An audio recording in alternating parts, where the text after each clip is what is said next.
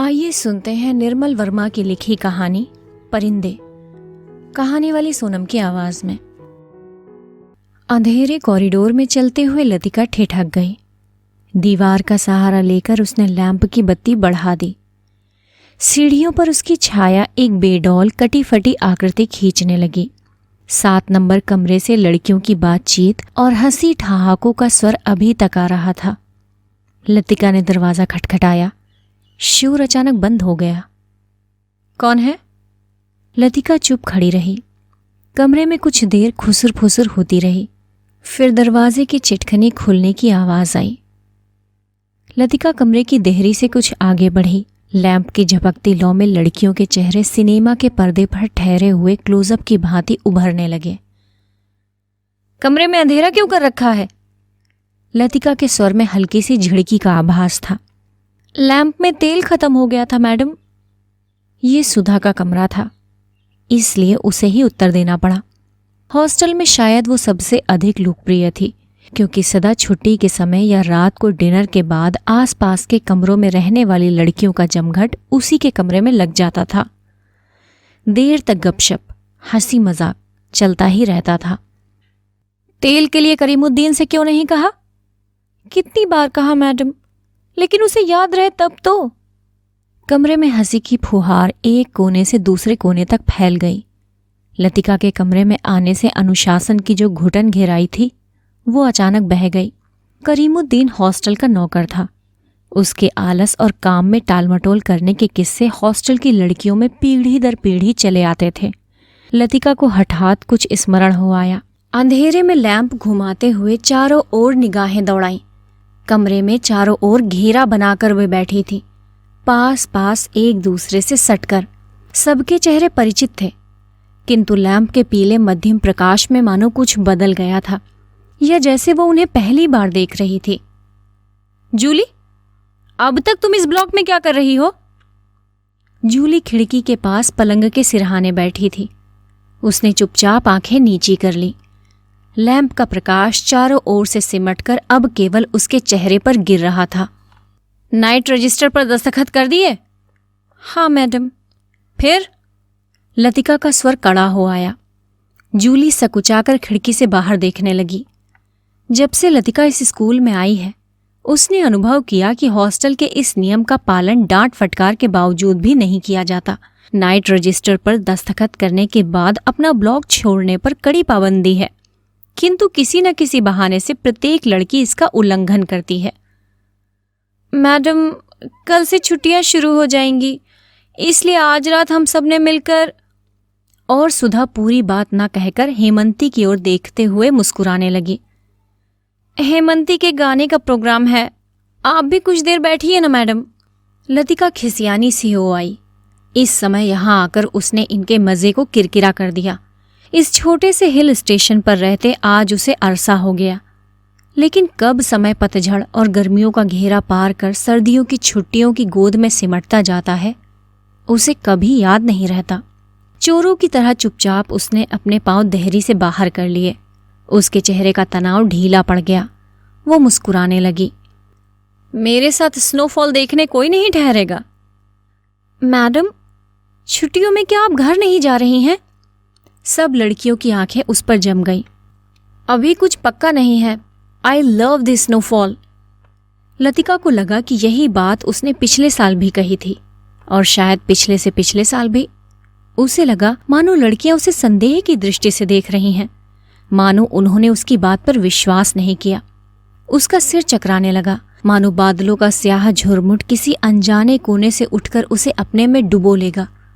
वो थोड़ा सा हंसी, फिर धीरे से उसने सिर को झटक दिया। जूली, तुमसे कुछ काम है। अपने ब्लॉक से जाने से पहले मुझसे मिल लेना। Well, good night. लतिका ने अपने पीछे दरवाजा बंद कर दिया। Good night madam, good night, good night. Corridor की सीढ़ियां न उतरकर लतिका रेलिंग के सहारे खड़ी हो गई। लैंप की बत्ती को नीचे घुमाकर कोने में रख दिया। बाहर धुंध की नीली तहें इतनी घनी हो चली थी कि उन्हें चाकू से छीला जा सकता था। लॉन पर लगे हुए चीड़ के पत्तों की ससराहट हवा के झोंकों के संग कभी तेज कभी धीमी होकर भीतर बह आती थी। हवा में कुनकुनी सर्दी का आभास पाकर लतिका के मस्तिष्क में कल से आरंभ होने वाली छुट्टियों का ध्यान भटक आया। उसने आंखें मूंद ली।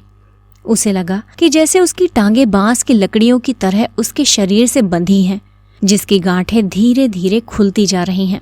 सिर की चकराहट अभी मिटी नहीं थी, मगर अब जैसे वो भीतर न होकर बाहर फैली हुई धुंध का हिस्सा बन गई थी। सीढ़ियों पर बातचीत का स्वर सुनकर लतिका जैसे सोते से जागी। शॉल को कंधों पर समेटा और लैंप उठा लिया। डॉक्टर मुखर्जी मिस्टर ह्यूबर्ट के संग एक अंग्रेजी धुन गुनगुनाते हुए ऊपर आ रहे थे। सीढ़ियों पर अंधेरा था और ह्यूबर्ट को बार बार अपनी छड़ी से रास्ता टटोलना पड़ता था। लतिका ने 2-4 सीढ़ियां उतरकर लैंप को नीचे झुका दिया। Good evening doctor. Good evening mister Hubert. Thank you miss Latika. Hubert के स्वर में कृतज्ञता का भाव था। सीढ़ियां चढ़ने से उसकी सांस तेज हो गई थी और वो दीवार से सटा हुआ हाँफ रहा था। लैंप के प्रकाश में उसके चेहरे का पीलापन ताम्र वर्णित हो आया था, जिन पर उभरी हुई हड्डियों का उतार चढ़ाव अधिक तीखा सा हो गया था। यहां अकेले क्या कर रही हो मिस लतिका? डॉक्टर ने होठों के भीतर से सीटी बजाई। चेकिंग करके लौट रही थी। आज इस समय ऊपर कैसे आना हुआ मिस्टर ह्यूबर्ट? ह्यूबर्ट ने मुस्कुराकर अपनी छड़ी डॉक्टर के कंधों से छुआ दी। इनसे पूछो, यही मुझे जबरदस्ती घसीट लाए हैं। मिस लतिका, हम आपको निमंत्रण देने आ रहे थे। आज रात मेरे कमरे में एक छोटा सा कॉन्सर्ट होगा, जिसमें मिस्टर ह्यूबर्ट शोपा और चेखोवस्की की कंपोजिशन बजाएंगे और फिर क्रीम कॉफ़ी पी जाएगी। और उसके बाद यदि समय रहा तो पिछले साल हमने जो गुनाह किए हैं उन्हें हम सब मिलकर कन्फेस करेंगे। डॉक्टर मुखर्जी के चेहरे पर भरी मुस्कान खेल गई। डॉक्टर, मुझे माफ़ करें, मेरी तबीयत कुछ ठीक नहीं है। चलिए, ये ठीक रहा, फिर तो आप वैसे भी मेरे पास आती। डॉक्टर ने धीरे से लतिका के कंधों को पकड़कर अपने कमरे की ओर मोड़ दिया। डॉक्टर मुखर्जी का कमरा ब्लॉक के दूसरे सिरे पर टेरेस से जुड़ा हुआ था। वो आधे बर्मी थे, जिसके चिन्ह उनकी थोड़ी दबी हुई नाक और छोटी छोटी चंचल आंखों से लक्षित हो जाते थे। बर्मा पर जापानियों का आक्रमण होने के बाद वो इस छोटे से पहाड़ी शहर में आ बसे थे। प्राइवेट प्रैक्टिस के अलावा वो कॉन्वेंट स्कूल में हाइजीन फिजियोलॉजी भी पढ़ाया करते थे और इसलिए उनको स्कूल के हॉस्टल में ही एक कमरा रहने के लिए दे दिया गया था। कुछ लोगों का कहना था कि बर्मा से आते हुए रास्ते में उनकी पत्नी की मृत्यु हो गई थी, लेकिन इस संबंध में निश्चित रूप से कुछ नहीं कहा जा सकता, क्योंकि डॉक्टर स्वयं कभी अपनी पत्नी की चर्चा नहीं उठाते। बातों के दौरान डॉक्टर अक्सर कहा करते, मरने से पहले मैं एक दफा बर्मा जरूर जाऊंगा। और तब एक क्षण के लिए उनकी आंखों में एक नमी सी छा जाती। लतिका चाहने पर भी उनसे कुछ पूछ नहीं पाती। उसे लगता कि डॉक्टर नहीं चाहते कि कोई उनके अतीत के संबंध में प्रश्न पूछे या सहानुभूति प्रकट करे। दूसरे ही क्षण अपनी गंभीरता को दूर ठेलते हुए वो हंस पड़ते हैं, एक सूखी सिनिकल हंसी। होम सिकनेस ही एक बीमारी है, इसका इलाज करना किसी डॉक्टर के वश की बात नहीं। टेरेस पर मेज कुर्सियां बिछा दी गई हैं और भीतर के कमरे में पर्क्यूलेटर में कॉफी का पानी चढ़ा दिया गया है। सुना है अगले 2-3 वर्षों में यहाँ पर बिजली का इंतजाम हो जाएगा, डॉक्टर ने स्प्रिट लैम्प जलाते हुए कहा। ये बात तो पिछले 10 सालों से सुनने में आ रही है। कहते हैं अंग्रेजों ने एक लंबी चौड़ी स्कीम बनाई थी, पता नहीं उसका क्या हुआ। ह्यूबर्ट आराम कुर्सी पर अध लेटा सा लॉन की ओर देख रहा था।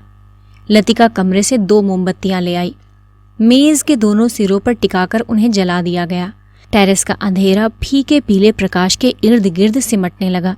एक घनी नीरवता चारों ओर घिरने लगी। हवा में चीड़ के वृक्षों की साएं साएं दूर दूर तक फैली पहाड़ियों और घाटियों में अजीब सी सीटियों की गूंज छोड़ती जा रही थी।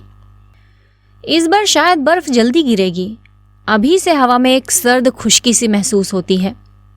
डॉक्टर का सिगार अंधेरे में लाल बिंदी सा चमक रहा था। पता नहीं मिस वुड को स्पेशल सर्विस का गोरख धंधा क्यों पसंद आता है।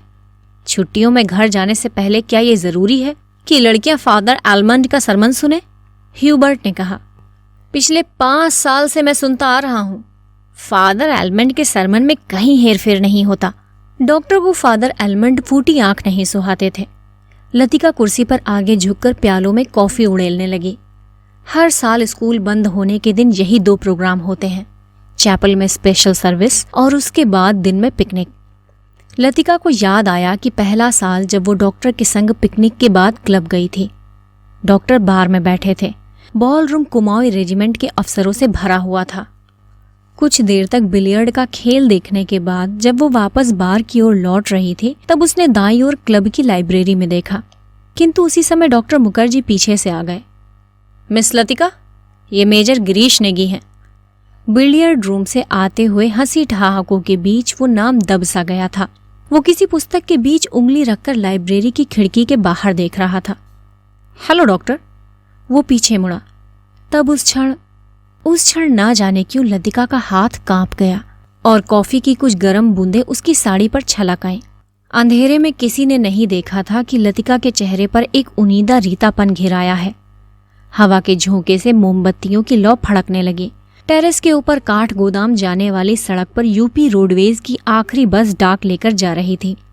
बस की हेडलाइट में आसपास फैली हुई झाड़ियों की छायाएं टेरेस की दीवार पर सरकती हुई गायब होने लगी। मिस लतिका, आप इस साल भी छुट्टियों में यहीं रहेंगी? डॉक्टर ने पूछा। डॉक्टर का सवाल हवा में टंगा रहा। उसी क्षण पियानो पर शोपा का नॉकटर्न ह्यूबर्ट की उंगलियों के नीचे से फिसलता हुआ धीरे धीरे टेरेस के अंधेरे में घुलने लगा, जैसे जल पर कोमल स्वप्निल उर्मियां भंवरों का झिलमिलाता जाल बुनती हुई फैलती जा रही हैं, दूर दूर किनारों तक। लतिका को लगा जैसे कहीं बहुत दूर बर्फ की चोटियों से परिंदों के झुंड नीचे अनजान देशों की ओर उड़े जा रहे हैं। इन दिनों अक्सर उसने अपने कमरे की खिड़की में से उन्हें देखा है। धागे में बंधे चमकीले लट्टुओं की तरह वे एक लंबी टेढ़ी मेढ़ी कतार में उड़े जाते हैं, पहाड़ों की सुनसान नीरवता से परे, उन विचित्र शहरों की ओर जहां शायद वो कभी नहीं जाएगी। लतिका आम चेयर पर झुकती हुई ऊँघने लगी।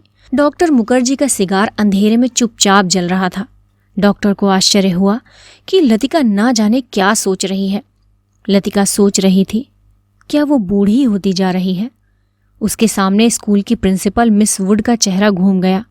पोपला मुंह, आंखों के नीचे झूलती हुई मांस की थैलियां, जरा जरा सी बात पर चिढ़ जाना, कर्कश आवाज में चीखना, सब उसे ओल्ड मेड कहकर पुकारते हैं।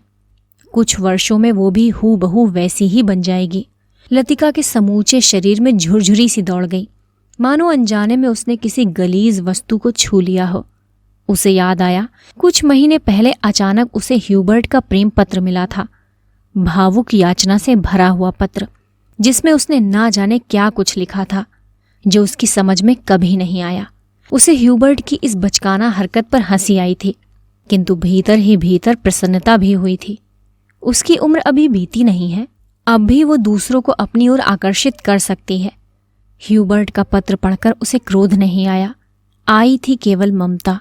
वो चाहती तो उसकी गलतफहमी को दूर करने में देर न लगाती, किंतु कोई शक्ति उसे रोके रहती है।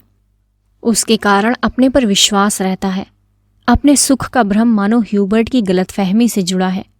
ह्यूबर्ट ही क्यों, वो क्या किसी को भी चाह सकेगी उस अनुभूति के संग जो अब नहीं रही, जो छाया सी छाया उस पर मंडराती रहती है, न स्वयं मिटती है न उसे मुक्ति दे पाती है।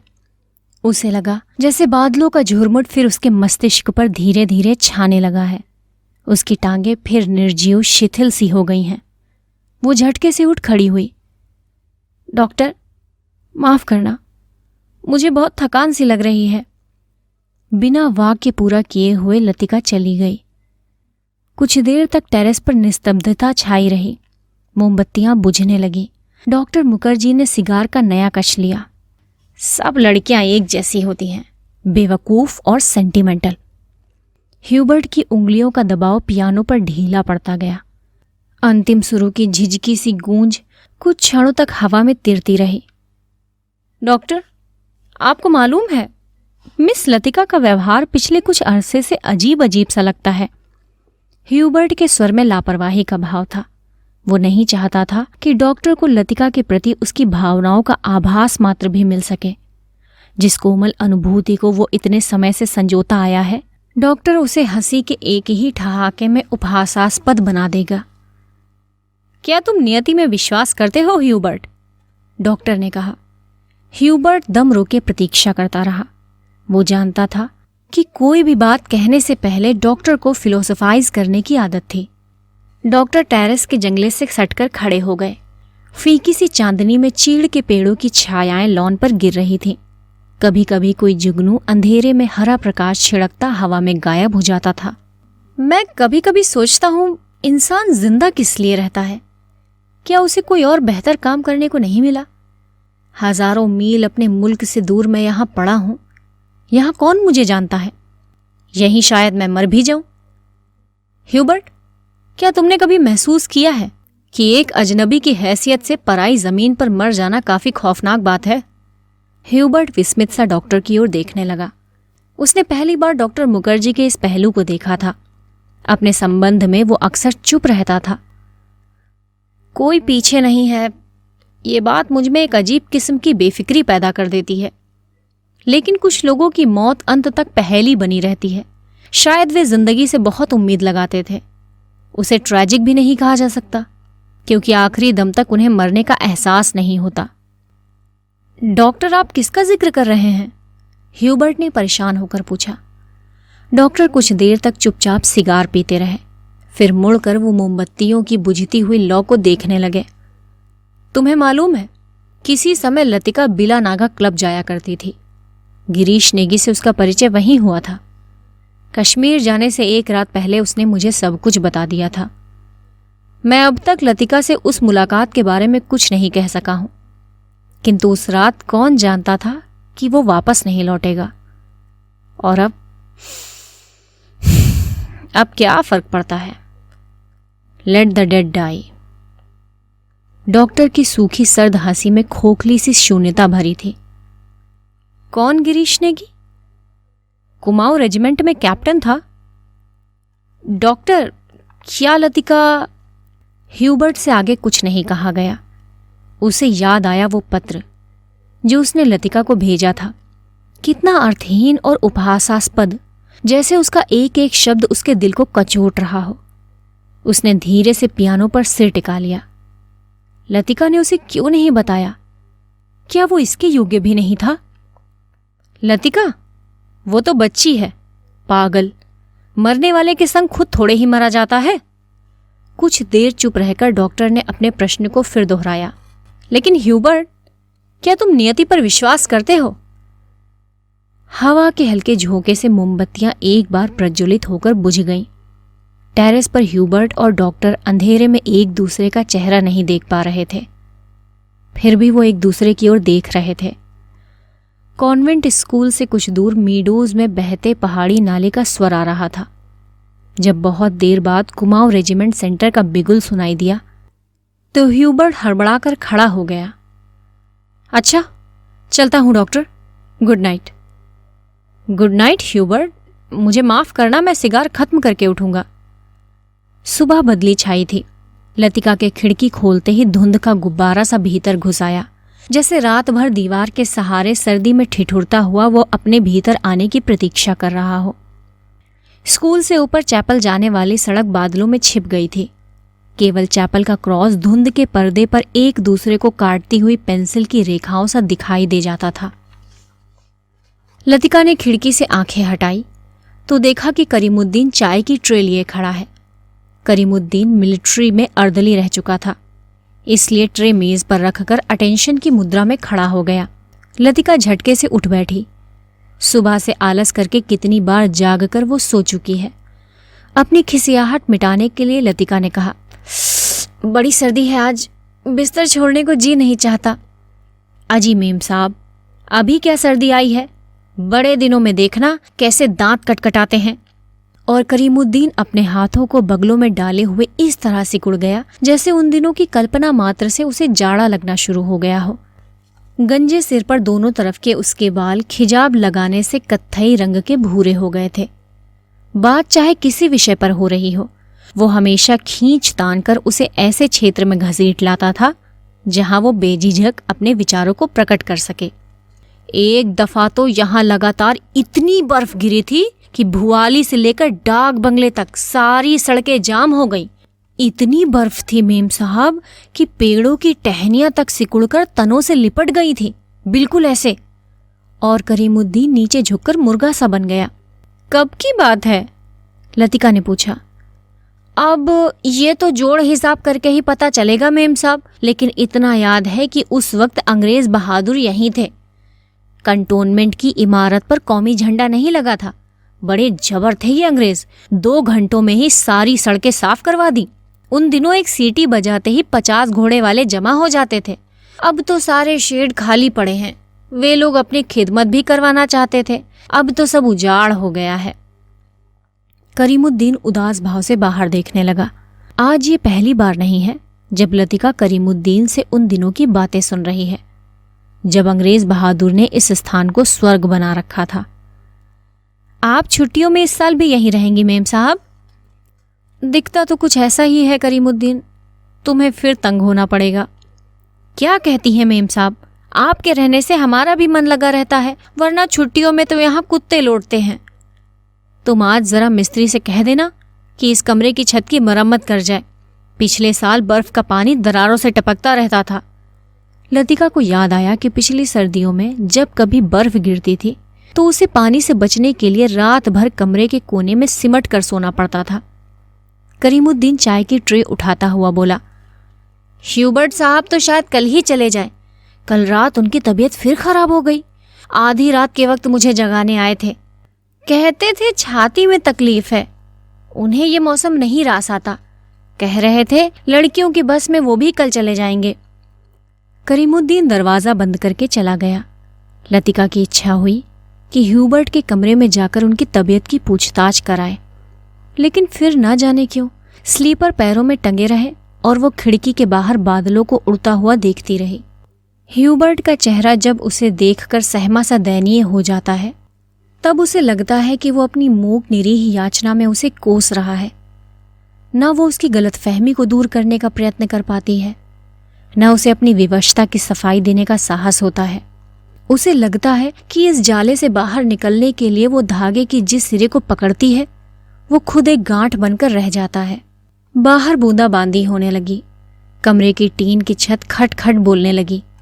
लतिका पलंग से उठ खड़ी हुई, बिस्तर को तहाकर बिछाया, फिर पैरों में स्लीपरों को घसीटते हुए वो बड़े आईने तक आई और उसके सामने स्टूल पर बैठकर बालों को खोलने लगी, किंतु कुछ देर तक कंघी बालों में ही उलझी रही और वो गुमसुम सी शीशे में अपना चेहरा ताकती रही।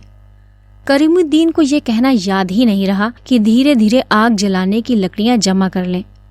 इन दिनों सस्ते दामों पर सूखी लकड़ियां मिल जाती हैं। पिछले साल तो कमरा धुएं से भर जाता था, जिसके कारण कपकपाते जाड़े में भी उसे खिड़की खोलकर ही सोना पड़ता था। आईने में लतिका ने अपना चेहरा देखा। वो मुस्कुरा रही थी।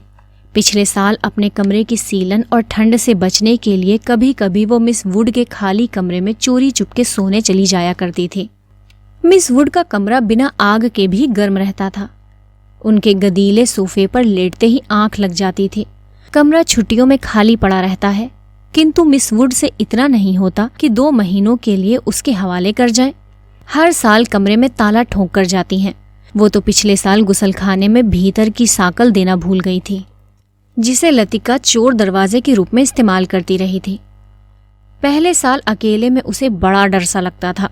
छुट्टियों में सारे स्कूल और हॉस्टल के कमरे साए साए करने लगते हैं। डर के मारे उसे जब कभी नींद नहीं आती थी, तब वो करीमुद्दीन को रात में देर तक बातों में उलझाए रखती। बातों में जब खोई सी वो सो जाती, तब करीमुद्दीन चुपचाप लैंप बुझाकर चला जाता।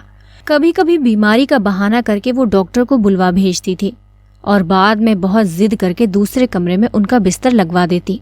लतिका ने कंघे से बालों का गुच्छा निकाला और उसे बाहर फेंकने के लिए वो खिड़की के पास आ खड़ी हुई। बाहर छत की ढलान से बारिश के जल की मोटी सी धार बराबर लॉन पर गिर रही थी। मेघाच्छन्न आकाश में सरकते हुए बादलों के पीछे पहाड़ियों के झुंड कभी उभर आते थे, कभी छिप जाते थे, मानो चलती हुई ट्रेन से उन्हें कोई देख रहा हो। लतिका ने खिड़की से सिर बाहर निकाल लिया। हवा के झोंके से उसकी आंखें छिप गईं। उसे जितने काम याद आते हैं, उतना ही आलस घना होता जाता है। बस की सीटें रिजर्व करवाने के लिए चपरासी को रुपए देने हैं। जो सामान हॉस्टल की लड़कियां पीछे छोड़े जा रही हैं, उन्हें गोदाम में रखवाना होगा। कभी कभी तो छोटी क्लास की लड़कियों को पैकिंग करवाने के काम में भी उसे हाथ बटाना पड़ता था। वो इन सब कामों से उबती नहीं, धीरे धीरे सब निपटते जाते हैं। कोई गलती इधर उधर रह जाती है सो बाद में सुधर जाती है।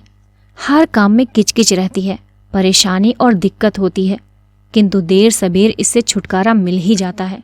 किंतु जब लड़कियों की आखिरी बस चली जाती है तब उसका मन उचाट सा हो जाता है। खाली कॉरिडोर में घूमती हुई वो कभी इस कमरे में जाती है, कभी उसमें। वो नहीं जान पाती कि अपने से क्या करे। दिल कहीं भी नहीं टिकता, हमेशा भटका भटका सा रहता है। इस सब के बावजूद जब कोई सहज भाव से पूछ बैठता है, मिस लतिका, छुट्टियों में आप घर नहीं जा रही हैं? तब वो क्या कहे? Ding dong ding. Special service के लिए स्कूल चैपल के घंटे बजने लगे थे। लतिका ने अपना सिर खिड़की के भीतर कर लिया।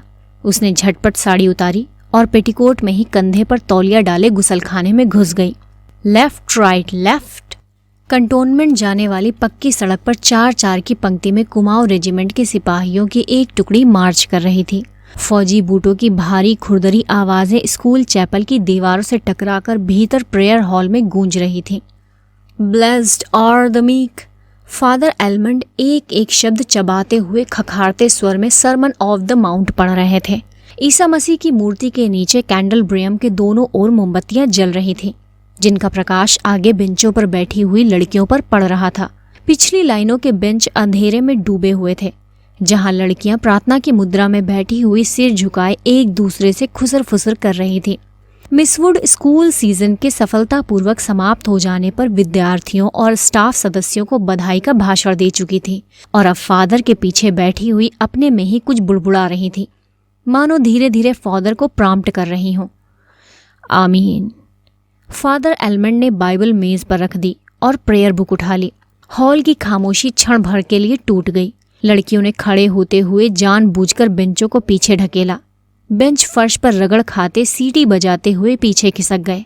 हॉल के कोने से हंसी फूट पड़ी। मिस वुड का चेहरा तन गया, भ्रकुटियां चढ़ गईं, फिर अचानक निस्तब्धता छा गई। हॉल के उस घुटे हुए धुंधलके में फादर का तीखा फटा हुआ स्वर सुनाई देने लगा। Jesus said, I am the light of the world. He that followed me shall not walk in darkness, but shall have the light of life. Doctor Mukherjee ने ऊब और उकताहट से भरी जम्हाई ली। कब ये किस्सा खत्म होगा? उन्होंने इतने ऊंचे स्वर में लतिका से पूछा कि वो सकुचाकर दूसरी ओर देखने लगी। स्पेशल सर्विस के समय डॉक्टर मुखर्जी के होठों पर व्यंग्यात्मक मुस्कान खेलती रहती थी और वो धीरे धीरे अपनी मूंछों को खींचते रहते थे। फादर एलमंड की वेशभूषा देखकर लतिका के दिल में गुदगुदी सी दौड़ गई। जब वो छोटी थी तो अक्सर ये बात सोचकर विस्मित हुआ करती थी कि क्या पादरी लोग सफेद चोगे के नीचे कुछ नहीं पहनते? अगर धोखे से वो ऊपर उठ जाए तो? लेफ्ट राइट लेफ्ट मार्च करते हुए फौजी बूट चैपल से दूर होते जा रहे थे। केवल उनकी गूंज हवा में शेष रह गई थी। हेम नंबर 117, फादर ने प्रार्थना पुस्तक खोलते हुए कहा। हॉल में प्रत्येक लड़की ने डेस्क पर रखी हुई हिम बुक खोल ली। आगे की बेंच से उठकर ह्यूबर्ट पियानो के सामने स्टूल पर बैठ गया। संगीत शिक्षक होने के कारण हर साल स्पेशल सर्विस के अवसर पर उसे क्वायर के संग पियानो बजाना पड़ता था। ह्यूबर्ट ने अपने रुमाल से नाक साफ की। अपनी घबराहट छिपाने के लिए ह्यूबर्ट हमेशा ऐसा ही किया करता था। कनखियों से हॉल की ओर देखते हुए उसने कांपते हाथों से हिम बुक खोली। Lead kindly light. पियानो के सुर दबे झिझकते से मिलने लगे। घने बालों से ढकी ह्यूबर्ट की लंबी पीली अंगुलियां खुलने सिमटने लगी। क्वायर में गाने वाली लड़कियों के स्वर एक दूसरे से गुथकर कोमल स्निग्ध लहरों में बिंध गए। लतिका को लगा उसका जूड़ा ढीला पड़ गया है, मानो गर्दन के नीचे झूल रहा है। मिस वुड की आंख बचाकर लतिका ने चुपचाप बालों में लगे क्लिपों को कसकर खींच दिया। बड़ा झक्की आदमी है। मैंने सुबह ह्यूबर्ट को यहां आने से मना किया था, फिर भी चला आया, डॉक्टर ने कहा। लतिका को करीमुद्दीन की बात याद हो आई। रात भर ह्यूबर्ट को खांसी का दौरा पड़ा था, कल जाने के लिए कह रहे थे। लतिका ने सिर टेढ़ा करके ह्यूबर्ट के चेहरे की एक झलक पाने की विफल चेष्टा की। इतने पीछे से कुछ भी देख पाना असंभव था। पियानो पर झुके हुए ह्यूबर्ट का केवल सिर दिखाई देता था। Lead kindly light. संगीत के सुर मानो एक ऊंची पहाड़ी पर चढ़कर हाँफती हुई सांसों को आकाश की अबाध शून्यता में बिखेरते हुए नीचे उतर रहे हैं। बारिश की मुलायम धूप चैपल के लंबे चौकोर शीशों पर झिलमिला रही है, जिसकी एक महीन चमकीली रेखा ईसा मसीह की प्रतिमा पर तिरछी होकर गिर रही है। मोमबत्तियों का धुआं धूप में नीली सी लकीर खींचता हुआ हवा में तिरने लगा है। पियानो के क्षणिक पॉज में लतिका को पत्तों का परिचित मरमर कहीं दूर अनजानी दिशा से आता हुआ सुनाई दे जाता है। एक क्षण के लिए उसे भ्रम हुआ कि चैपल का फीका सा अंधेरा उस छोटे से प्रेयर हॉल के चारों कोनों से सिमटता हुआ उसके आसपास घिर आया है, मानो कोई उसकी आंखों पर पट्टी बांधकर उसे यहाँ तक ले आया हो और अचानक उसकी आंखें खोल दी हों। उसे लगा कि जैसे मोमबत्तियों के धूमिल आलोक में कुछ भी ठोस वास्तविक न रहा हो। चैपल की छत, दीवारें, डेस्क पर रखा हुआ डॉक्टर का सुघड़ सुडौल हाथ और पियानो के सुर अतीत की धुंध को भेदते हुए स्वयं उस धुंध का भाग बनते जा रहे हैं। एक पगली सी स्मृति, एक उद्भ्रांत सी भावना। चैपल के शीशों के परे पहाड़ी सूखी हवा में झुकी हुई वीपिंग विलोज की कांपती टहनियां, पैरों तले चीड़ के पत्तों की धीमी सी चिर परिचित खड़खड़। वहीं पर गिरीश एक हाथ में मिलिट्री का खाकी हैट लिए खड़ा है, चौड़े उठे हुए सबल कंधे। अपना सिर वहां टिका दो तो जैसे सिमट कर खो जाएगा। चार्ल्स बोअर, ये नाम उसने रखा था। वो झेप कर हंसने लगता। तुम्हें आर्मी में किसने चुन लिया? मेजर बन गए हो, लेकिन लड़कियों से भी गए बीते हो। जरा जरा सी बात पर चेहरा लाल हो जाता है। ये सब कहती नहीं, सिर्फ सोचती भर थी। सोचा था कभी कहूंगी, वो कभी कभी नहीं आया। ब्रूस का लाल फूल लाए हो? ना, झूठे। खाकी कमीज के जिस जेब पर बैज चिपके थे, उसी में से मुसा हुआ ब्रूस का लाल फूल निकल आया। छी, सारा मुरझा गया। अभी खिला कहाँ है? How clumsy. उसके बालों में गिरीश का हाथ उलझ रहा है। फूल कहीं टिक नहीं पाता। फिर उसे क्लिप के नीचे फंसाकर उसने कहा, देखो। वो मुड़ी और इससे पहले कि वो कुछ कह पाती, गिरीश ने अपना मिलिट्री का हैट धप से उसके सिर पर रख दिया। वो मंत्रमुग्ध सी वैसी ही खड़ी रही। उसके सिर पर गिरीश का हैट है, माथे पर छोटी सी बिंदी है, बिंदी पर उड़ते हुए बाल हैं। गिरीश ने उस बिंदी को अपने होठों से छुआ है। उसने उसके नंगे सिर को अपने दोनों हाथों में समेट लिया है। लतिका, बोलो नहीं, गिरीश ने चिढ़ाते हुए कहा। मैन ईटर ऑफ कुमाऊं, उसका ये नाम गिरीश ने उसे चिढ़ाने के लिए रखा था। वो हंसने लगी। लतिका, लतिका सुनो। गिरीश का स्वर कैसा हो गया था। ना, मैं कुछ भी नहीं सुन रही। लतिका, मैं कुछ महीनों में वापस लौट आऊंगा। ना, मैं कुछ भी नहीं सुन रही। किंतु वो सुन रही है। वो नहीं जो गिरीश कह रहा है, किंतु वो जो नहीं कहा जा रहा है, जो उसके बाद कभी नहीं कहा गया। Lead kindly light. लड़कियों का स्वर पियानो के सुरों में डूबा हुआ गिर रहा है, उठ रहा है। ह्यूबर्ट ने सिर मोड़कर लतिका को निमिष भर देखा। आंखें मूंदे ध्यान मग्ना प्रस्तर मूर्ति सी वो स्थिर निश्चल खड़ी थी। क्या यह भाव उसके लिए है? क्या लतिका ने ऐसे क्षणों में उसे अपना साथी बनाया है? ह्यूबर्ट ने एक गहरी सांस ली और उस सांस में ढेर सी थकान उमड़ आई। देखो, मिस वुड कुर्सी पर बैठी बैठी सो रही हैं। डॉक्टर होठों में ही फुसफुसाया। ये डॉक्टर का पुराना मजाक था कि मिस वुड प्रार्थना करने के बहाने आंखें मूंदे हुए नींद की झपकियां लिया करती हैं। फादर एलमंड ने कुर्सी पर फैले अपने गाउन को समेट लिया और प्रेयर बुक बंद करके मिस वुड के कानों में कुछ कहा। पियानो का स्वर क्रमशः मंद पड़ने लगा। ह्यूबर्ट की उंगलियां ढीली पड़ने लगीं। सर्विस समाप्त होने से पूर्व मिस वुड ने ऑर्डर पढ़कर सुनाया। बारिश होने की आशंका से आज के कार्यक्रम में कुछ आवश्यक परिवर्तन करने पड़े थे। पिकनिक के लिए झूला देवी के मंदिर जाना संभव नहीं हो सकेगा, इसलिए स्कूल से कुछ दूर मीडोज में ही सब लड़कियां नाश्ते के बाद जमा होंगी। सब लड़कियों को दोपहर तक लंच हॉस्टल किचन से ही ले जाना होगा। केवल शाम की चाय मीडोज में बनेगी। पहाड़ों की बारिश का क्या भरोसा, कुछ देर पहले धुआंधार बादल गरज रहे थे, सारा शहर पानी में भीगा ठिठुर रहा था। अब धूप में नहाता नीला आकाश धुंध की ओट से बाहर निकलता हुआ फैल रहा था। लतिका ने चैपल से बाहर आते हुए देखा कि वीपिंग विलोज की भीगी शाखाओं से धूप में चमकती हुई बारिश की बूंदें टपक रही थीं। लड़कियां चैपल से बाहर निकलकर छोटे छोटे गुट बनाकर कॉरिडोर में जमा हो गई हैं। नाश्ते के लिए अभी पौन घंटा बाकी था और उनमें से अभी कोई भी लड़की हॉस्टल जाने के लिए इच्छुक नहीं थी। छुट्टियां अभी शुरू नहीं हुई थी, किंतु शायद इसलिए वे इन चंद बचे कुचे क्षणों में अनुशासन के घेरे के भीतर भी मुक्त होने का भरपूर आनंद उठा लेना चाहती थी। मिस वुड को लड़कियों का ये गुलगपाड़ा अखरा, किंतु फादर एलमंड के सामने वो उन्हें डांट फटकार नहीं सकी। अपनी झुंझलाहट दबाकर वो मुस्कुराते हुए बोली, कल सब चली जाएंगी, सारा स्कूल वीरान हो जाएगा। फादर एलमंड का लंबा ओजपूर्ण चेहरा चैपल की घुटी हुई गरमाई से लाल हो उठा था। कॉरिडोर के जंगले पर अपनी छड़ी लटकाकर वो बोले, छुट्टियों में पीछे हॉस्टल में कौन रहेगा? पिछले 2-3 सालों से तो मिस लतिका ही रहती हैं। और डॉक्टर मुखर्जी? फादर का ऊपरी ओंठ तनिक खिंचाया। डॉक्टर तो सर्दी गर्मी यहीं रहते हैं। मिस वुड ने विस्मय से फादर की ओर देखा। वो समझ नहीं सकी कि फादर ने डॉक्टर का प्रसंग क्यों छेड़ दिया है।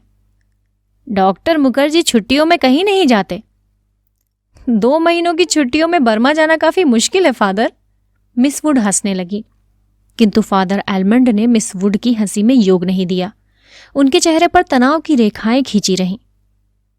मिस वुड, पता नहीं आप क्या सोचती हैं, मुझे तो मिस लतिका का हॉस्टल में अकेले रहना कुछ समझ में नहीं आता। लेकिन फादर, मिस वुड ने कहा, यह तो कॉन्वेंट स्कूल का नियम है कि कोई भी टीचर छुट्टियों में अपने खर्चे पर हॉस्टल में रह सकती हैं। मैं फिलहाल स्कूल के नियमों की बात नहीं कर रहा। मिस लतिका डॉक्टर के संग यहाँ अकेली ही रह जाएंगी। और सच पूछिए मिस वुड, डॉक्टर के बारे में मेरी राय कुछ बहुत अच्छी नहीं है। फादर, आप ये कैसी बातें कर रहे हैं? मिस लतिका बच्ची थोड़ी हैं। मिस वुड को ऐसी आशा नहीं थी कि फादर एलमंड अपने दिल में ऐसी दकियानूसी भावना को स्थान देंगे। फादर एलमंड कुछ हतप्रभ से हो गए। बात पलटते हुए बोले, मिस वुड, मेरा मतलब ये नहीं था। आप तो जानती हैं, मिस लतिका और उस मिलिट्री अफसर को लेकर एक अच्छा खासा स्कैंडल बन गया था। स्कूल की बदनामी होने में क्या देर लगती है? वो बेचारा तो अब नहीं रहा। मैं उसे जानती थी फादर। ईश्वर उसकी आत्मा को शांति दे। मिस वुड ने धीरे से अपनी दोनों बाहों से क्रॉस किया। फादर एलमंड को मिस वुड की मूर्खता पर इतना अधिक क्षोभ हुआ कि उनसे आगे और कुछ नहीं बोला गया। डॉक्टर मुखर्जी से उनकी कभी नहीं पटती थी, इसलिए मिस वुड की आंखों में वो डॉक्टर को नीचा दिखाना चाहते थे। किंतु मिस वुड लतिका का रोना ले बैठी। आगे बात बढ़ाना व्यर्थ था। उन्होंने छड़ी को जंगले से उठाया और ऊपर साफ धुले आकाश की ओर देखते हुए बोले, प्रोग्राम आपने यूं ही बदला मिस वुड, अब क्या बारिश होगी? ह्यूबर्ट जब चैपल से बाहर निकला तो उसकी आंखें चकाचौंध सी हो गईं। उसे लगा जैसे किसी ने अचानक ढेर सी चमकीली उबलती हुई रोशनी मुट्ठी में भरकर उसकी आंखों में झोंक दी हो। पियानो के संगीत के सुर रुई के छुई मुई रेशों से अब तक उसके मस्तिष्क की थकी मांदी नसों पर फड़फड़ा रहे थे। वो काफी थक गया था। पियानो बजाने से उसके फेफड़ों पर हमेशा भारी दबाव पड़ता था। दिल की धड़कन तेज हो जाती थी। उसे लगता था कि संगीत के एक नोट को दूसरे नोट में उतारने के प्रयत्न में वो एक अंधेरी खाई पार कर रहा है। आज चैपल में मैंने जो महसूस किया वो कितना रहस्यमय, कितना विचित्र था, ह्यूबर्ट ने सोचा। मुझे लगा पियानो का हर नोट चिरंतर खामोशी की अंधेरी खोह से निकलकर बाहर फैली नीली धुंध को काटता तराशता हुआ एक भूला सा अर्थ खींच लाता है। गिरता हुआ हर पॉज एक छोटी सी मौत है, मानो घने छायादार वृक्षों की कांपती छायाओं में कोई पगडंडी गुम हो गई हो। एक छोटी सी मौत जो आने वाले सुरों को अपनी बची कुची गूंजों की सांसें समर्पित कर जाती है, जो मर जाती है किंतु मिट नहीं पाती। मिटती नहीं इसलिए मरकर भी जीवित है, दूसरे सुरों में लय हो जाती है। डॉक्टर, क्या मृत्यु ऐसे ही आती है? अगर मैं डॉक्टर से पूछूं तो वो हंसकर टाल देगा। मुझे लगता है वो पिछले कुछ दिनों से कोई बात छिपा रहे हैं।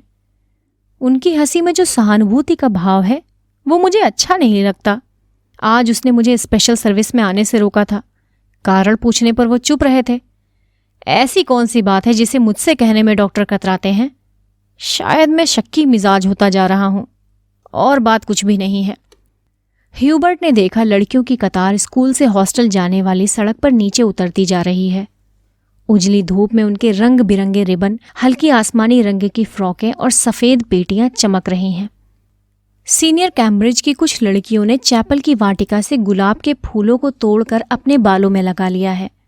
कंटोनमेंट के 3-4 सिपाही लड़कियों को देखते हुए अश्लील मजाक करते हुए हंस रहे हैं और कभी कभी किसी लड़की की ओर जरा सा झुककर सीटी बजाने लगते हैं। Hello mister Hubert. ह्यूबर्ट ने चौंक कर पीछे देखा। लतिका एक मोटा सा रजिस्टर बगल में दबाए खड़ी थी। आप अभी यही हैं? ह्यूबर्ट की दृष्टि लतिका पर टिकी रही। वो क्रीम रंग की पूरी बाहों की ऊनी जैकेट पहने हुए थी। कुमाऊनी लड़कियों की तरह लतिका का चेहरा गोल था। धूप की तपन से पका गेहूं रंग कहीं कहीं हल्का सा गुलाबी हो आया था, मानो बहुत धोने पर भी गुलाल के कुछ धब्बे इधर उधर बिखरे रह गए हों। उन लड़कियों के नाम नोट करने थे जो कल जा रही हैं, सो पीछे रुकना पड़ा। आप भी तो कल जा रहे हैं मिस्टर ह्यूबर्ट? अभी तक तो यही इरादा है, यहां रुककर भी क्या करूंगा। आप स्कूल की ओर जा रही हैं? चलिए। पक्की सड़क पर लड़कियों की भीड़ जमा थी, इसलिए वे दोनों पोलो ग्राउंड का चक्कर काटते हुए पगडंडी से नीचे उतरने लगे। हवा तेज हो चली। चीड़ के पत्ते हर झोंके के संग टूट टूट कर पगडंडी पर ढेर लगाते जाते थे। ह्यूबर्ट रास्ता बनाने के लिए अपनी छड़ी से उन्हें बहार कर दोनों ओर बिखेर देता था। लतिका पीछे खड़ी हुई देखती रहती थी। अल्मोड़ा की ओर से आते हुए छोटे छोटे बादल रेशमी रुमालों से उड़ते हुए सूरज के मुंह पर लिपटे लिपटे से जाते थे, फिर हवा में बह निकलते थे। इस खेल में धूप काफी मंद फीकी सी पड़ जाती थी। लतिका तनिक आगे निकल आई। ह्यूबर्ट की सांस चढ़ गई और वो धीरे धीरे हाँफता हुआ पीछे आ रहा था। जब वे पोलो ग्राउंड के पवेलियन को छोड़कर सिमेट्री के दाईं ओर मुड़े तो लतिका ह्यूबर्ट की प्रतीक्षा करने के लिए खड़ी हो गई। उसे याद आया छुट्टियों के दिनों में जब कभी कमरे में अकेले बैठे बैठे उसका मन ऊब जाता था तो वो अक्सर टहलते हुए सिमेट्री तक चली जाती थी। उससे सटी पहाड़ी पर चढ़कर वो बर्फ में ढके देवदार वृक्ष को देखा करती थी, जिनकी झुकी हुई शाखाओं से रुई के गालों सी बर्फ नीचे कब्रों पर गिरा करती थी। नीचे बाजार जाने वाली सड़क पर बच्चे स्लेज पर फिसला करते थे। वो खड़ी खड़ी बर्फ में छिपी हुई उस सड़क का अनुमान लगाया करती थी जो फादर एलमंड के घर से गुजरती हुई मिलिट्री अस्पताल और डाकघर से होकर चर्च की सीढ़ियों तक जाकर गुम हो जाती थी। जो मनोरंजन एक दुर्गम पहेली को सुलझाने में होता है, वही लतिका को बर्फ में खोए रास्तों को खोज निकालने में होता था। आप बहुत तेज चलती हैं मिस लतिका। थकान से ह्यूबर्ट का चेहरा कुम्भला गया था। माथे पर पसीने की बूंदें छलक आई थी। कल रात आपकी तबीयत क्या कुछ खराब हो गई थी मिस्टर ह्यूबर्ट? आपने कैसे जाना? क्या मैं आपको अस्वस्थ दिख रहा हूं? ह्यूबर्ट के स्वर में हल्की सी खीज का आभास था। सब लोग मेरी सेहत को लेकर क्यों बात शुरू करते हैं, उसने सोचा। नहीं, मुझे तो पता भी नहीं चलता। वो तो सुबह सुबह कमरुद्दीन ने बातों में ही जिक्र छेड़ दिया था। लतिका कुछ अप्रतिभ सी हो आई। कोई खास बात नहीं, वही पुराना दर्द शुरू हो गया था, अब बिल्कुल ठीक है।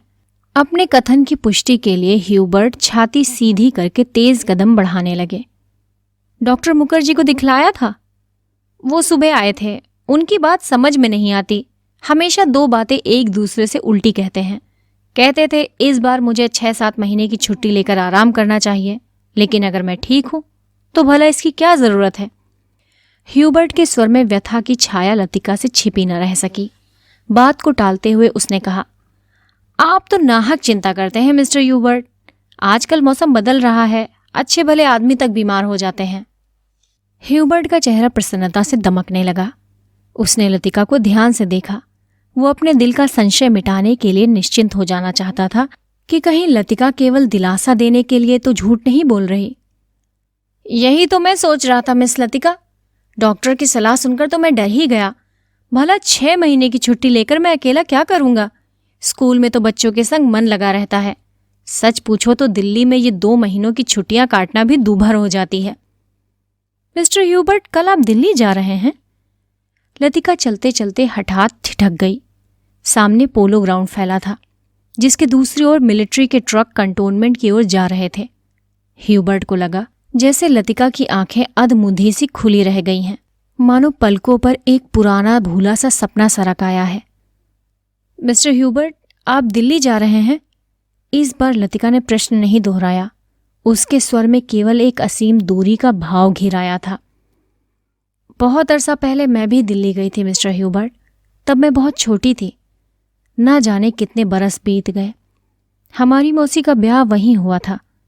बहुत सी चीज़ें देखी थी, लेकिन अब तो सब कुछ धुंधला सा पड़ गया है। इतना याद है कि हम कुतुब पर चढ़े थे। सबसे ऊंची मंजिल से हमने नीचे झांका था। ना जाने कैसा लगा था। नीचे चलते हुए आदमी चाबी से भरे हुए खिलौनों से लगते थे। हमने ऊपर से उन पर मूंगफलियों के छिलके फेंके थे, लेकिन हम बहुत निराश हुए थे, क्योंकि उनमें से किसी ने हमारी तरफ नहीं देखा। शायद माँ ने मुझे डांटा भी था, क्योंकि मैं सीढ़ियाँ उतरती हुई रो रही थी और मैं सिर्फ नीचे झांकते हुए डर गई थी। सुना है अब तो दिल्ली इतनी बदल गई है कि पहचाना नहीं जाता। वे दोनों फिर चलने लगे। हवा का वेग ढीला पड़ने लगा। उड़ते हुए बादल अब सुस्ताने से लगे थे। उनकी छायाएं नंदा देवी और पंचचूली की पहाड़ियों पर गिर रही थी। स्कूल के पास पहुंचते पहुंचते चीड़ के पेड़ पीछे छूट गए। कहीं कहीं खुबानी के पेड़ों के आसपास बुरूश के लाल फूल धूप में चमक जाते थे। स्कूल तक आने में उन्होंने पोलो ग्राउंड का लंबा चक्कर लगा लिया था। मिस लतिका, आप छुट्टी में कहीं नहीं जाती, क्यों? सर्दियों में तो यहाँ सब कुछ वीरान हो जाता होगा।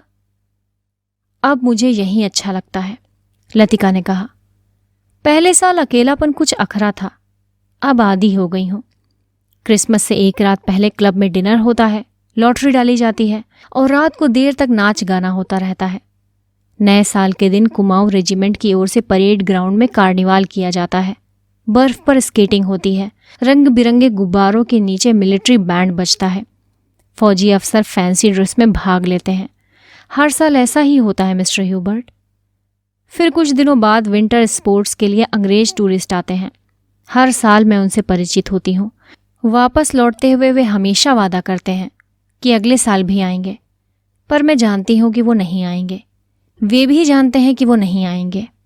फिर भी हमारी दोस्ती में कोई अंतर नहीं पड़ता। फिर कुछ दिनों बाद पहाड़ों पर बर्फ पिघलने लगती है। छुट्टियां खत्म होने लगती हैं। सब लोग अपने अपने घरों से वापस लौट आते हैं। और मिस्टर ह्यूबर्ट, पता भी नहीं चलता कि छुट्टियां कब शुरू हुई थी, कब खत्म हो गई। लतिका ने देखा कि ह्यूबर्ट उसकी ओर आतंकित भयाकुल दृष्टि से देख रहा है। वो सिटपिटाकर चुप हो गई। उसे लगा मानो वो इतनी देर से पागल सी अनर्गल प्रलाप कर रही हो। मुझे माफ करना मिस्टर ह्यूबर्ट, कभी कभी मैं बच्चों की तरह बातों में बहक जाती हूँ। मिस लतिका, ह्यूबर्ट ने धीरे से कहा। वो चलते चलते रुक गया था। लतिका ह्यूबर्ट के भारी स्वर से चौंक सी गई। क्या बात है मिस्टर ह्यूबर्ट? वो पत्र, उसके लिए मैं लज्जित हूं। उसे आप वापस लौटा दें। समझ लें कि मैंने उसे कभी लिखा ही नहीं था। लतिका कुछ समझ नहीं सकी। दिग्भ्रांत सी खड़ी हुई ह्यूबर्ट के पीले उद्विग्न चेहरे को देखती रही। ह्यूबर्ट ने धीरे से लतिका के कंधे पर हाथ रख दिया। कल मुझे डॉक्टर ने सब कुछ बता दिया। अगर मुझे पहले से मालूम होता तो। ह्यूबर्ट हकलाने लगा। मिस्टर ह्यूबर्ट, किंतु लतिका से आगे कुछ भी नहीं कहा गया। उसका चेहरा सफ़ेद हो गया था। दोनों चुपचाप कुछ देर तक स्कूल के गेट के बाहर खड़े रहे। मीडोज पगडंडियों, पत्तों छायाओं से घिरा छोटा सा द्वीप, मानो कोई घोंसला दो हरी घाटियों के बीच आ दबा हो। भीतर घुसते ही पिकनिक के काले आग से झुलसे हुए पत्थर, अधजली टहनियां, बैठने के लिए बिछाए गए पुराने अखबारों के टुकड़े इधर उधर बिखरे हुए दिखाई दे जाते हैं। अक्सर टूरिस्ट पिकनिक के लिए यहाँ आते हैं। मीडोज के बीच में काटता हुआ टेढ़ा मेढ़ा बरसाती नाला बहता है, जो दूर से धूप में चमकता हुआ सफ़ेद रिबन सा दिखाई देता है। यहीं पर काठ के तख्तों का बना हुआ टूटा सा पुल है, जिस पर लड़कियां हिचकोले खाते हुए चल रही हैं। डॉक्टर मुखर्जी, आप तो सारा जंगल जला देंगे। मिस वुड ने अपनी ऊंची एड़ी के सैंडल से जलती हुई दिया सलाइयों को दबा डाला, जो डॉक्टर ने सिगार सुलगाकर चीड़ के पत्तों के ढेर पर फेंक दी थी। वे नाले से कुछ दूर हटकर चीड़ के 2 पेड़ों से गुथी हुई छायाओं के नीचे बैठे थे। उनके सामने एक छोटा सा रास्ता नीचे पहाड़ी गांव की ओर जाता था, जहां पहाड़ की गोद में शकरपारों से खेत एक दूसरे के नीचे बिछे हुए थे। दोपहर के सन्नाटे में भेड़ बकरियों के गलों में बंधी हुई घंटियों का स्वर हवा में बहता हुआ सुनाई दे जाता था। घास पर लेटे लेटे डॉक्टर सिगार पीते रहे। जंगल की आग कभी देखी है मिस वुड? एक अलमस्त नशे की तरह धीरे धीरे फैलती जाती है। आपने कभी देखी है डॉक्टर? मुझे तो बड़ा डर लगता है, मिस वुड ने कहा। बहुत साल पहले शहरों को जलते हुए देखा था। डॉक्टर लेटे हुए आकाश की ओर ताक रहे थे। एक एक मकान ताश के पत्तों की तरह गिरता जाता है। दुर्भाग्यवश ऐसे अवसर देखने में बहुत कम आते हैं। आपने कहाँ देखा डॉक्टर? लड़ाई के दिनों में अपने शहर रंगून को जलते हुए देखा था। मिस वुड की आत्मा को ठेस लगी, किंतु फिर भी उनकी उत्सुकता शांत नहीं हुई। आपका घर, क्या वो भी जल गया था? डॉक्टर कुछ देर तक चुपचाप लेटा रहा। हम उसे खाली छोड़कर चले आए थे, मालूम नहीं बाद में क्या हुआ। अपने व्यक्तिगत जीवन के संबंध में कुछ भी कहने से डॉक्टर को कठिनाई महसूस होती है। डॉक्टर, क्या आप कभी वापस बर्मा जाने की बात नहीं सोचते? डॉक्टर ने अंगड़ाई ली और करवट बदलकर औंधे मुंह लेट गए। उनकी आंखें मुंद गईं और माथे पर बालों की लटें झूल आईं। ये सोचने से क्या होता है मिस वुड? जब बर्मा में था तब क्या कभी सोचा था कि यहां आकर उम्र काटनी होगी? लेकिन डॉक्टर, कुछ भी कह लो, अपने देश का सुख कहीं और नहीं मिलता। आप यहां चाहे कितने वर्ष रह लें, अपने को हमेशा अजनबी ही पाएंगे। डॉक्टर ने सिगार के धुएं को धीरे धीरे हवा में छोड़ दिया। दरअसल अजनबी मैं वहां भी समझा जाऊंगा मिस वुड। इतने वर्षों बाद मुझे कौन पहचानेगा? इस उम्र में नए सिरे से रिश्ते जोड़ना काफी सिरदर्दी का काम है। कम से कम मेरे वश की बात नहीं है। लेकिन डॉक्टर, आप कब तक इस पहाड़ी कस्बे में पड़े रहेंगे? इसी देश में रहना है तो किसी बड़े शहर में प्रैक्टिस शुरू कीजिए। प्रैक्टिस बढ़ाने के लिए कहाँ कहाँ भटकता फिरूंगा मिस वुड। जहाँ रहो वहीं मरीज मिल जाते हैं। यहाँ आया था कुछ दिनों के लिए, फिर मुद्दत हो गई और टिका रहा। जब कभी जी उबेगा कहीं चला जाऊंगा। जड़ें कहीं नहीं जमती तो पीछे भी कुछ नहीं छूट जाता। मुझे अपने बारे में कोई गलतफहमी नहीं है मिस वुड, मैं सुखी हूं। मिस वुड ने डॉक्टर की बात पर विशेष ध्यान नहीं दिया। दिल में वो हमेशा डॉक्टर को उच्छृंखल, लापरवाह और सनकी समझती रही हैं, किंतु डॉक्टर के चरित्र में उसका विश्वास है, ना जाने क्यों। हालांकि डॉक्टर ने जाने अनजाने में इसका कोई प्रमाण दिया हो याद नहीं पड़ता। मिस वुड ने एक ठंडी सांस भरी। वो हमेशा ये सोचती थी कि यदि डॉक्टर इतना आलसी और लापरवाह ना होता तो अपनी योग्यता के बल पर काफी चमक सकता था। इसलिए उन्हें डॉक्टर पर क्रोध भी आता था और दुख भी होता था। मिस वुड ने अपने बैग से ऊन का गोला और सलाइयां निकाली, फिर उसके नीचे से अखबार में लिपटा हुआ चौड़ा टॉफी का डिब्बा उठाया, जिसमें अंडों की सैंडविचें और हैमबर्गर दबे हुए थे। थर्मस से प्यालों में कॉफी उड़ेलते हुए मिस वुड ने कहा, डॉक्टर, कॉफी ठंडी हो रही है। डॉक्टर लेटे लेटे बुड़बुड़ाए। मिस वुड ने नीचे झुककर देखा। वो कोहनी पर सिर टिकाए सो रहे थे। ऊपर का होंठ जरा सा फैलकर मुड़ गया था, मानो किसी से मजाक करने से पहले मुस्कुरा रहे हों। उनकी उंगलियों में दबा हुआ सिगार नीचे झुका हुआ लटक रहा था। Mary, Mary, what do you want? What do you want? दूसरे स्टैंडर्ड में पढ़ने वाली मैरी ने अपनी चंचल चपल आंखें ऊपर उठाई। लड़कियों का दायरा उसे घेरे हुए कभी पास आता था, कभी दूर खींचता चला जाता था। I want blue. दोनों हाथों को हवा में घुमाते हुए मैरी चिल्लाई। दायरा पानी की तरह टूट गया। सब लड़कियां एक दूसरे पर गिरती पड़ती किसी नीली वस्तु को छूने के लिए भाग दौड़ करने लगी। लंच समाप्त हो चुका था। लड़कियों के छोटे छोटे दल मीडोज में बिखर गए थे। ऊंची क्लास की कुछ लड़कियां चाय का पानी गर्म करने के लिए पेड़ों पर चढ़कर सूखी टहनियां तोड़ रही थी। दोपहर की उस घड़ी में मीडोज अलसाया ऊँघता सा जान पड़ता था। हवा का कोई भूला भटका झोंका आ जाता था तब चीड़ के पत्ते खड़खड़ा उठते थे। कभी कोई पक्षी अपनी सुस्ती मिटाने झाड़ियों से उड़कर नाले के किनारे बैठ जाता था, पानी में सिर डुबाता था, फिर उड़कर हवा में 2-4 निरुद्देश्य चक्कर काटकर दोबारा झाड़ियों में दुबक जाता था। किंतु जंगल की खामोशी शायद कभी चुप नहीं रहती। गहरी नींद में डूबी सपनों सी कुछ आवाजें नीरवता के हल्के झीने पर्दे पर सिलवटें बिछा जाती हैं, मूक लहरों सी तिरती हैं, मानो कोई दबे पांव झांककर अदृश्य संकेत कर जाता है। देखो, मैं यहाँ हूं, लतिका ने जूली के बॉब हेयर को सहलाते हुए कहा। कल रात तुम्हें बुलाया था। मैडम, मैं गई थी, आप अपने कमरे में नहीं थी। लतिका को याद आया कि कल रात वो डॉक्टर के कमरे के टेरेस पर देर तक बैठी रही थी और भीतर ह्यूबर्ट पियानो पर शोपा का नॉकटर्न बजा रहा था। जूली, तुमसे कुछ पूछना था। उसे लगा वो जूली की आंखों से अपने को बचा रही है। जूली ने अपना चेहरा ऊपर उठाया, उसकी भूरी आंखों से कौतूहल झांक रहा था। तुम ऑफिसर्स मेस में किसी को जानती हो?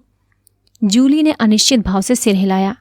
लतिका कुछ देर तक जूली को अपलक घूरती रही। जूली, मुझे विश्वास है तुम झूठ नहीं बोलोगी।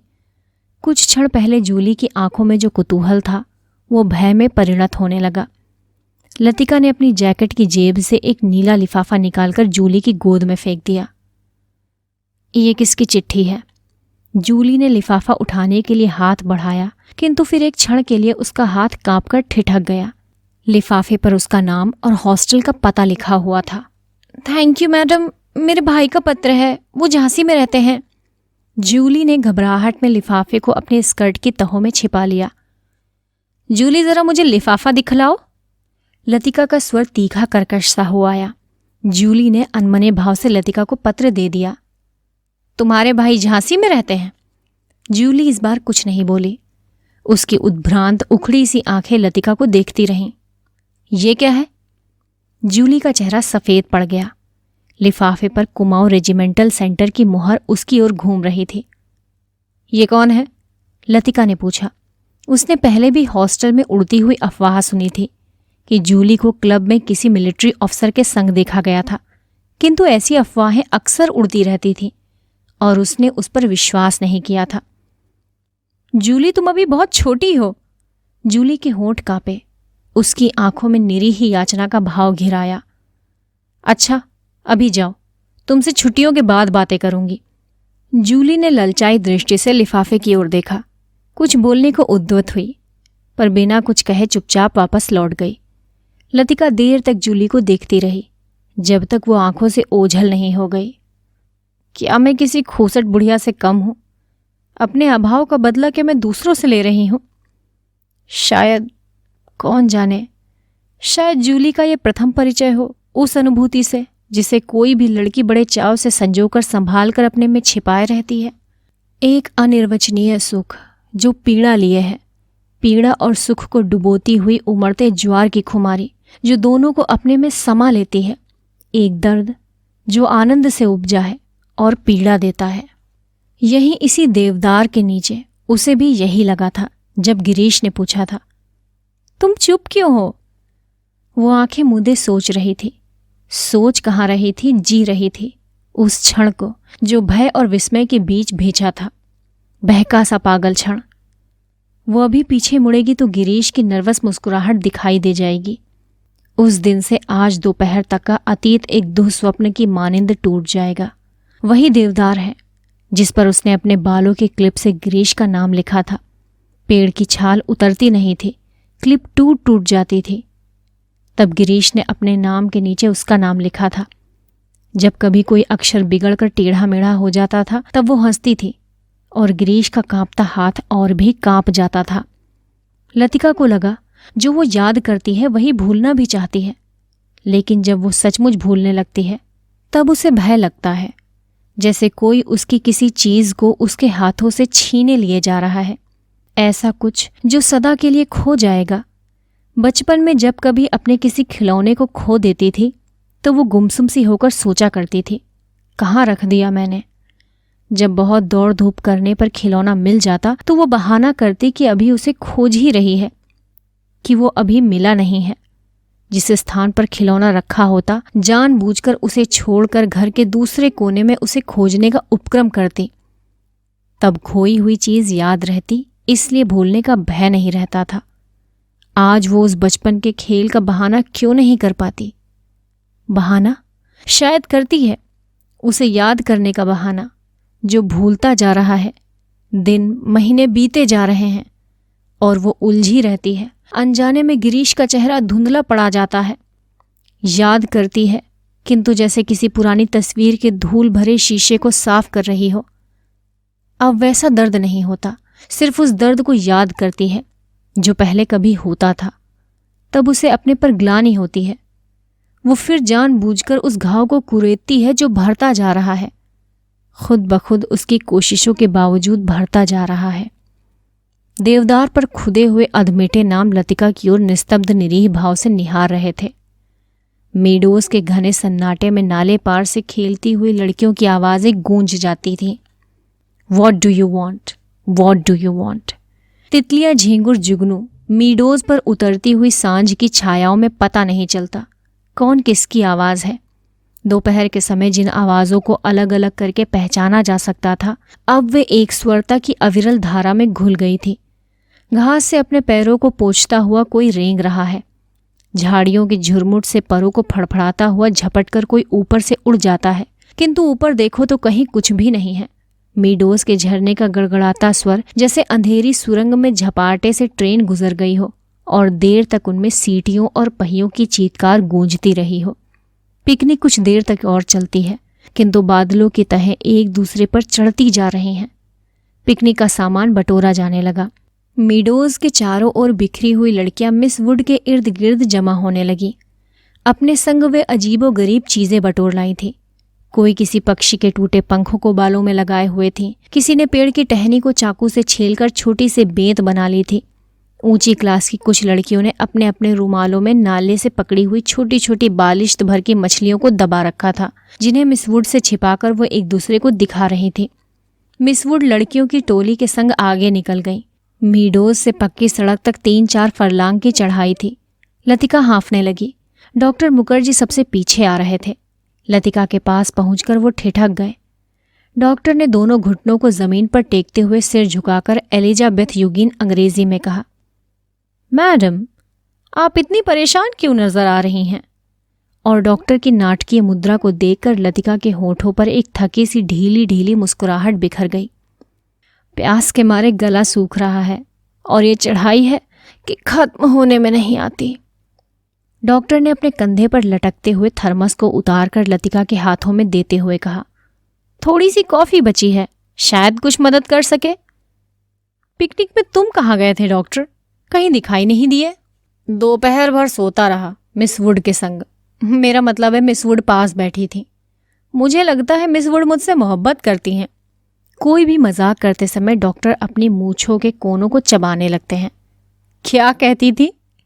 लतिका ने थर्मस से कॉफी को मुंह में उड़ेल लिया। शायद कुछ कहती थी, लेकिन बदकिस्मती से मुझे बीच में ही नींद आ गई। मेरी जिंदगी के कुछ खूबसूरत प्रेम प्रसंग कमबख्त इस नींद के कारण अधूरे रह गए हैं। और इस दौरान जब दोनों बातें कर रहे थे, उनके पीछे मीडोज और मोटर रोड के संग चढ़ती हुई चीड़ और बाज के वृक्षों की कतारें सांझ के घिरते अंधेरे में डूबने लगी। मानो प्रार्थना करते हुए उन्होंने चुपचाप अपने सिर नीचे झुका लिए हों। इन्हीं पेड़ों के ऊपर बादलों के गिरजे का क्रॉस कहीं उलझा पड़ा था। उनके नीचे पहाड़ों की ढलान पर बिछे हुए खेत भागती हुई गिलहरियों से लग रहे थे, जो मानो किसी की टोह में स्तब्ध ठिठक गई हो। डॉक्टर, मिस्टर ह्यूबर्ट पिकनिक पर नहीं आए? डॉक्टर मुखर्जी टॉर्च जलाकर लतिका के आगे आगे चल रहे थे। मैंने उन्हें मना कर दिया था। किस लिए? अंधेरे में पैरों के नीचे दबे हुए पत्तों की चरमराहट के अतिरिक्त कुछ सुनाई नहीं देता था। डॉक्टर मुखर्जी ने धीरे से खांसा। पिछले कुछ दिनों से मुझे संदेह होता जा रहा है कि मिस्टर ह्यूबर्ट की छाती का दर्द शायद मामूली दर्द नहीं है। डॉक्टर थोड़ा सा हंसे, जैसे उसे अपनी यह गंभीरता अरुचिकर लग रही हो। डॉक्टर ने प्रतीक्षा की, शायद लतिका कुछ कहेगी, किंतु लतिका चुपचाप उसके पीछे चल रही थी। ये मेरा महज शक है, शायद मैं कुछ गलत हूँ, किंतु फिर भी यही बेहतर होगा कि वो अपने एक फेफड़े का एक्सरे करा लें। इससे कम से कम कोई भ्रम तो नहीं रहेगा। आपने मिस्टर ह्यूबर्ट से इसके बारे में कुछ कहा? अभी तक तो कुछ नहीं कहा। ह्यूबर्ट जरा सी बात पर चिंतित हो उठता है, इसलिए कभी साहस नहीं हो पाता। डॉक्टर को लगा उसके पीछे आते हुए लतिका के पैरों का स्वर सहसा बंद हो गया है। उन्होंने पीछे मुड़कर देखा। लतिका बीच सड़क पर अंधेरे में छाया सी चुपचाप निश्चल खड़ी है। डॉक्टर, लतिका का स्वर भर्राया हुआ था। क्या बात है मिस लतिका, आप रुक क्यों गईं? डॉक्टर, क्या मिस्टर ह्यूबर्ट? डॉक्टर ने अपनी टॉर्च की मध्यम रोशनी लतिका पर उठा दी। उन्होंने देखा लतिका का चेहरा एकदम पीला पड़ गया है और वो रह रहकर पत्ते सी कांप जाती है। मिस लतिका, क्या बात है? आप तो बहुत डरी सी जान पड़ती हैं। कुछ नहीं डॉक्टर, मुझे कुछ याद आ गया था। वे दोनों फिर चलने लगे। कुछ दूर जाने पर उनकी आंखें ऊपर उठ गईं। पक्षियों का एक बेड़ा धूमिल आकाश में त्रिकोण बनाता हुआ पहाड़ों के पीछे उनकी ओर आ रहा था। लतिका और डॉक्टर सिर उठाकर इन पक्षियों को देखते रहे। लतिका को याद आया, हर साल सर्दी की छुट्टियों से पहले ये परिंदे मैदानों की ओर उड़ते हैं। कुछ दिनों के लिए बीच के इस पहाड़ी स्टेशन पर बसेरा करते हैं, प्रतीक्षा करते हैं बर्फ के दिनों की, जब वे नीचे अजनबी अनजाने देशों में उड़ जाएंगे। क्या वे सब भी प्रतीक्षा कर रहे हैं? वो, डॉक्टर, मिस्टर ह्यूबर्ट? लेकिन कहाँ के लिए? हम कहाँ जाएंगे? किंतु उसका कोई उत्तर नहीं मिला। उस अंधेरे में मेडोज के झरने का भुतैला स्वर और चीड़ के पत्तों की सरसराहट के अतिरिक्त कुछ नहीं सुनाई देता था। लतिका हड़बड़ाकर चौंक गई। अपनी छड़ी पर झुके हुए डॉक्टर धीरे धीरे सीटी बजा रहे थे। मिस लतिका, जल्दी कीजिए, बारिश शुरू होने वाली है। हॉस्टल पहुंचते पहुंचते बिजली चमकने लगी थी, किंतु उस रात बारिश देर तक नहीं हुई। बादल बरसने भी नहीं पाते थे कि हवा के थपेड़ों से ढकेल दिए जाते थे। दूसरे दिन तड़के ही बस पकड़नी थी, इसलिए डिनर के बाद लड़कियां सोने के लिए अपने अपने कमरों में चली गई थीं। जब लतिका अपने कमरे में गई तो उस समय कुमाऊं रेजिमेंट सेंटर का बिगुल बज रहा था। उसके कमरे में कमरुद्दीन कोई पहाड़ी धुन गुनगुनाता हुआ लैंप में गैस पंप कर रहा था। लतिका उन्हीं कपड़ों में तकिए को दोहरा कर लेट गई। करीमुद्दीन ने उड़ती हुई निगाह से लतिका को देखा, फिर अपने काम में जुट गया। पिकनिक कैसी रही मेम साहब? तुम क्यों नहीं आए? सब लड़कियां तुम्हें पूछ रही थी। लतिका को लगा दिन भर की थकान धीरे धीरे उसके शरीर की पसलियों पर चिपटती जा रही है। अनायास उसकी आंखें नींद के बोझ से झपकने लगी। मैं चला आता तो ह्यूबर्ट साहब की तीमारदारी कौन करता? दिन भर उनके बिस्तरे से सटा हुआ बैठा रहा और अब वो गायब हो गए। करीमुद्दीन ने कंधे पर लटकते हुए मैले कुचैले तौलिए को उतारा और लैंप के शीशों की गर्द पोंछने लगा। लतिका की अधमुंदी आंखें खुल गईं। क्या ह्यूबर्ट साहब अपने कमरे में नहीं हैं? खुदा जाने इस हालत में कहाँ गए। पानी गर्म करने के लिए कुछ देर बाहर गया था, वापस आने पर देखता हूं कि कमरा खाली पड़ा है। करीमुद्दीन बड़बड़ाता हुआ बाहर चला गया। लतिका ने लेटे लेटे पलंग के नीचे चप्पलों को पैरों से उतार दिया। ह्यूबर्ट इतनी रात में कहाँ गए? किंतु लतिका की आंखें फिर झपक गईं। दिन भर की थकान ने सब परेशानियों प्रश्नों पर कुंजी लगा दी थी। जैसे दिन भर आंख मिचौली खेलते हुए उसने अपने कमरे में दैया को छू लिया था। अब वो सुरक्षित थे। कमरे की चहार दीवारी के भीतर उसे कोई नहीं पकड़ सकता। दिन के उजाले में वो गवाह थी, मुजरिम थी। हर चीज का उससे तकाजा था। अब इस अकेलेपन में कोई गिला नहीं, उलाहना नहीं। सब खींचातान खत्म हो गई। जो अपना है वो बिल्कुल अपना सा हो गया है। जो पराया है उसका दुख नहीं, अपनाने की फुर्सत नहीं। लतिका ने दीवार की ओर मुंह घुमा लिया। लैंप के फीके आलोक में हवा के कांपते पर्दों की छायाएं हिल रही थीं। बिजली कड़कने से खिड़कियों के शीशे चमक जाते थे, दरवाजे चटकने लगते थे, जैसे कोई बाहर से धीमे धीमे खटखटा रहा हो। कॉरिडोर से अपने अपने कमरों में जाती हुई लड़कियों की हंसी, बातों के कुछ शब्द, फिर सब कुछ शांत हो गया। किंतु फिर भी देर तक कच्ची नींद में वो लैंप का धीमा सा सी सी का स्वर सुनती रही। कब वो स्वर भी मौन का भाग बनकर मूक हो गया, उसे पता न चला। कुछ देर बाद उसको लगा सीढ़ियों से कुछ दबी हुई आवाजें ऊपर आ रही हैं। बीच बीच में कोई चिल्ला उठता है और फिर सहसा आवाजें धीमी पड़ जाती हैं। मिस लतिका, जरा अपना लैंप ले आइए। कॉरिडोर के जीने से डॉक्टर मुखर्जी की आवाज आई। कॉरिडोर में अंधेरा था। वो 3-4 सीढ़ियां नीचे उतरी, लैंप नीचे किया। सीढ़ियों से सटे जंगले पर ह्यूबर्ट ने अपना सिर रख दिया था। उसकी एक बाह जंगले के नीचे लटक रही थी और दूसरी डॉक्टर के कंधे पर झूल रही थी, जिसे डॉक्टर ने अपने हाथों से जकड़ रखा था।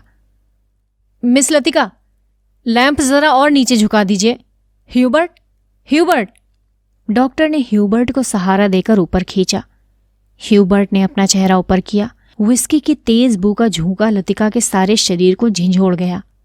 ह्यूबर्ट की आंखों में सुर्ख डोरे खिंचाए थे, कमीज का कॉलर उल्टा हो गया था और टाई की गांठ ढीली होकर नीचे खिसक आई थी।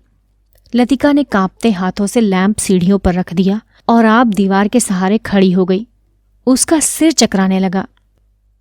In a back lane of the city, there is a girl who loves me.